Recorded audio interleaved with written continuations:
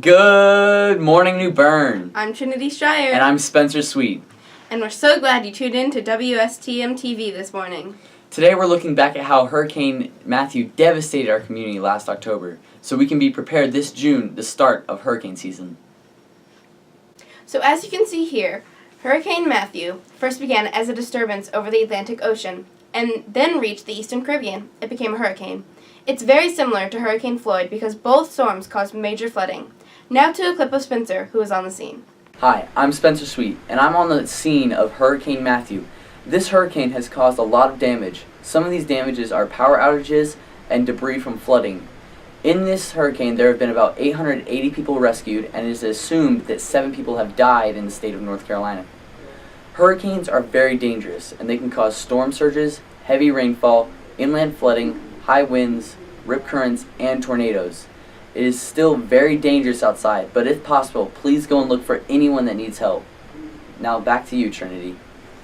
Hurricanes are one of the most damaging storms, so it's good to know how to predict and especially how to be prepared for them.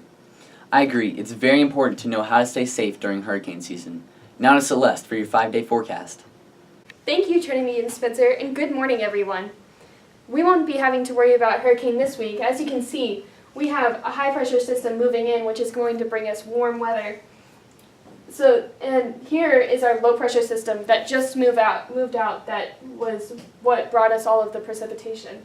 Also over here, we have a cold front moving in that could possibly bring us a little bit of colder temperatures in the near future, but could possibly dissipate as well. Next we have here is our satellite map.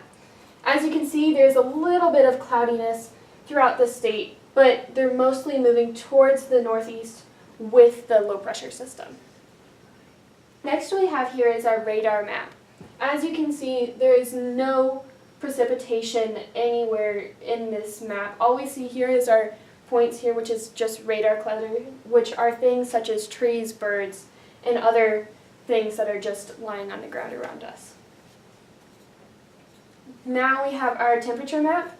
As you can see, it's 64 around our area right now, as well as, and it's warming up in the southern states such as southern Texas, Louisiana, and Alabama. But in the Midwest and Northwest, we also have some chilly temperatures still, such as in states like Iowa, Montana, and Indiana.